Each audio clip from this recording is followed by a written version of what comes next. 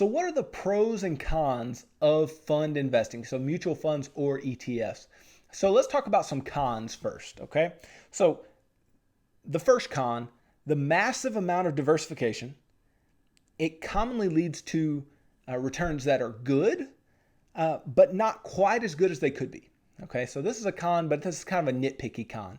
Okay, so with so much diversification, you can invest in crap, and you probably will invest in some crap throughout a highly diversified mutual fund. So if a mutual fund holds 2,000 stocks, not all those stocks are going to go up, and not all those stocks are going to be the best companies, but you're going to be really broadly diversified. That will provide you with some good returns, but you will also be drugged down a bit by those companies who don't do so well. So that's one particular con. Also, certain companies tend to dominate. For instance, Apple is over 6% or was recently over 6% of the S&P 500. That means that if Apple stock increases by, let's say, 10% and the rest of the S&P did absolutely nothing, then the S&P would increase by 0.6%. And that's crazy. That means that we have a lot of the value really held in those larger firms. And so those large firms can drive returns a lot. That can be really good. It can also be really bad if they are performing negatively relative to the rest of the firms in the particular fund. Another con, and this is once again a nitpicky con. Most of the time, regardless of what you're investing in mutual fund wise, you're following the market that particular mutual fund is either tied to or it has its benchmark. You're basically making what the market makes because you are so broadly diversified. I have no problem with that. Make what the market makes, especially the stock market over the long term.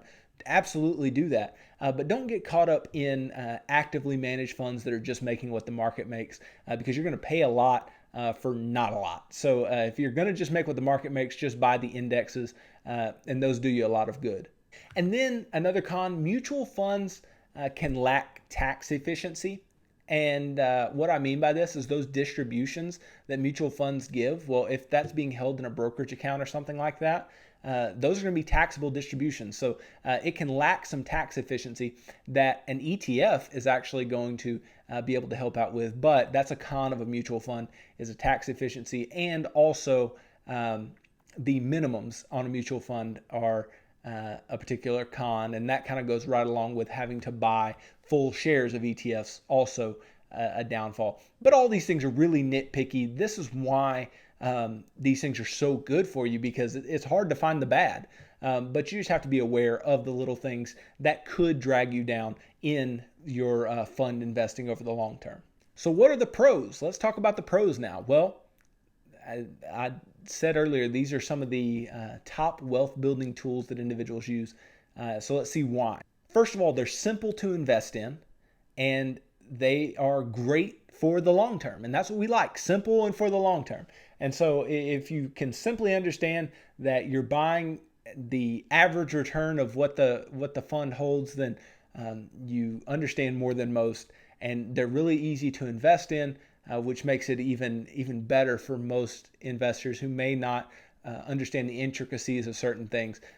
So they make them really available to individuals, and that's such a great thing. And it really encourages investing by the small investor, which I really love. And they will provide, at minimum, market returns in many, many cases, especially if you're buying the indexes, then you're guaranteed that you're going to make the market returns. And that's what we want to kind of index ourselves to, are the particular markets that we invest in. You know, we want to, if we want money in stocks, we want to make at least what the market makes. If we're putting money in bonds, we want to make at least what the broad bond market makes. So both of those things are exactly what you want. And so you want to be able to keep up with the markets, and these funds allow you to do so. Then naturally, diversification, done. I mean, you can't be much more diversified. Asset allocation can be completely done by fund investing, whether it's buying balanced funds or buying actively managed balanced funds, or whether it be buying mutual funds of different asset classes. Super easy to do asset allocation within fund investing. And it also allows you to build wealth based on the firm factors. So what do I mean?